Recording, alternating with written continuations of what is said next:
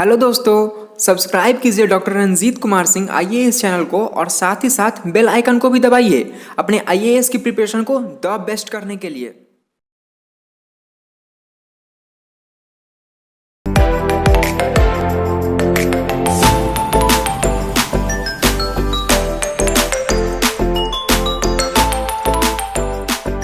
Hello everyone, 67 BPSC से related इस video में मैं दो पहलू पे बात करूंगा। एक तो आपका बुक लिस्ट है और दूसरा उन बुक्स में क्या इंपॉर्टेंट टॉपिक्स प्रायोरिटी पर रखनी चाहिए, इस पे हम डिस्कस करेंगे।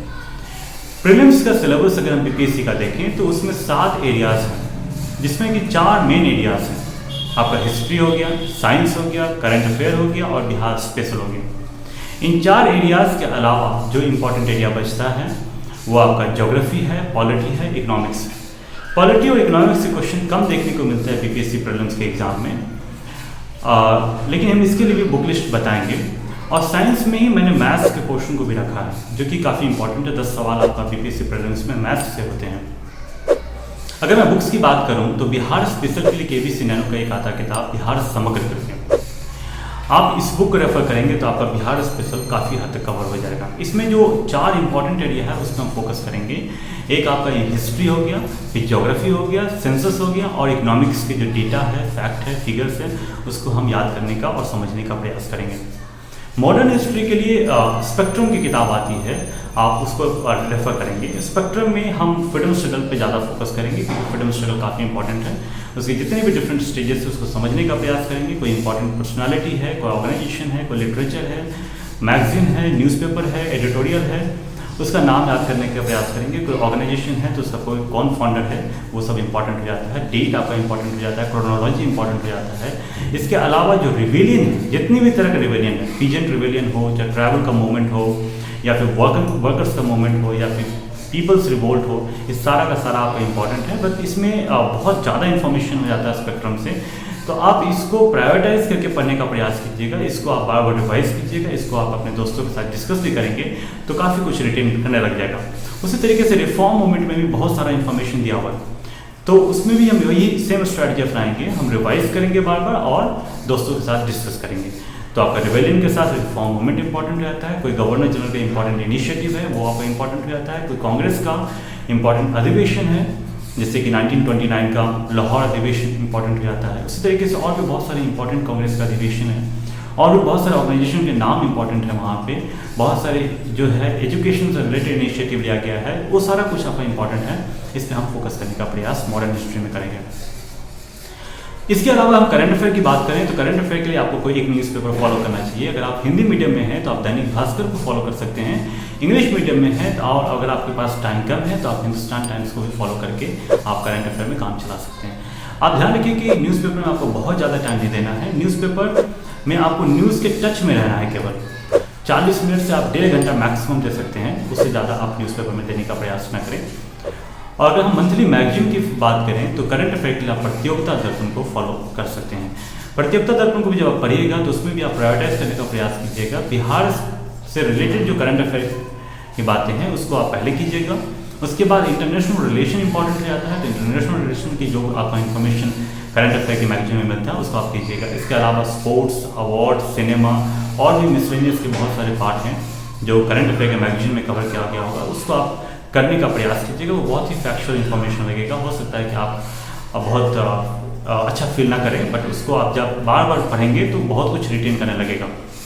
इसके अलावा अगर कुछ नेशनल इंपॉर्टेंस का इवेंट मिलता है तो आप उसको करने का प्रयास कीजिएगा। बट इसमें प्रायोरिटी बहुत इंपॉर्टेंट है, क्योंकि बहुत ही फैक्चुअल इन्फॉर्मेशन होता है, उसको याद कर पाना बहुत ही मुश्किल होता है।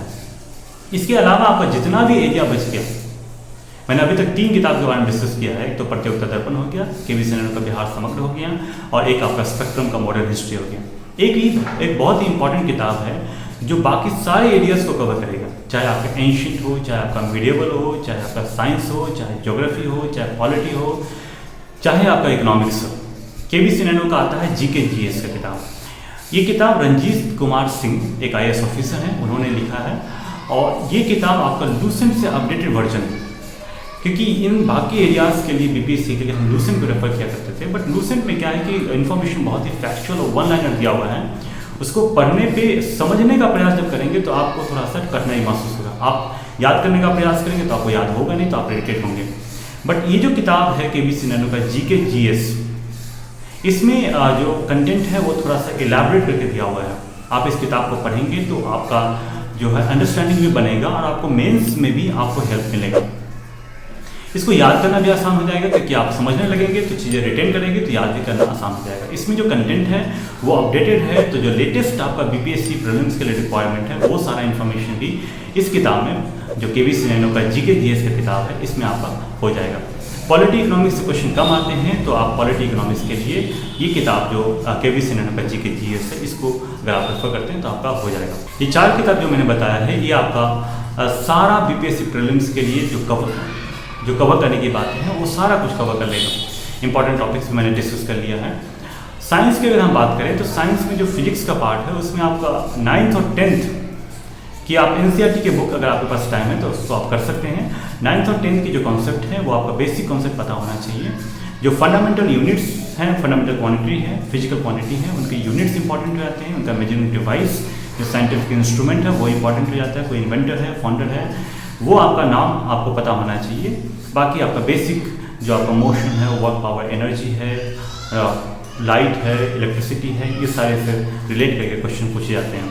उसी तरीके से अगर हम बायोलॉजी की बात करें तो बायोलॉजी में आपका लिविंग ऑर्गन्स हो गया, उसके फंक्शंस हो गया, डिजीज़ हो गया, न्यूट्रिशंस हो गया, मेडिकल डिवाइसेस हो गया, कोई इन्वेंटर है, फाउंडर है, कोई इंपॉर्टेंट टर्म है तो वो आपका इंपॉर्टेंट यहाँ पे हो जाएगा। कोई प्लांट है, कोई एनिमल से रिलेटेड उनका कोई टिश्यू वगैरह है, सेल्स का कॉन्सेप्ट है, वो सारा कुछ आपका बायोलॉजी में इंपॉर्टेंट हो जाता है। केमिस्ट्री में आपका 9th और 10th का पोर्शन कवर होना चाहिए, जैसे कि आपका पीरियोडिक टेबल से सवाल आ सकता है, कॉमन नेम से सवाल आ सकता है। इसके अलावा और भी जो पोर्शन है 9th और 10th का वो इंपॉर्टेंट है, लेकिन केमिस्ट्री से क्वेश्चन कम देखने को मिलता है। तो ये तो था आपका बुक लिस्ट और इम्पॉर्टेंट टॉपिक्स। मुझे आशा है कि आपको ये जो वीडियो है काफ़ी प्रीलिम्स के एग्ज़ाम में मदद देगी। थैंक यू, धन्यवाद।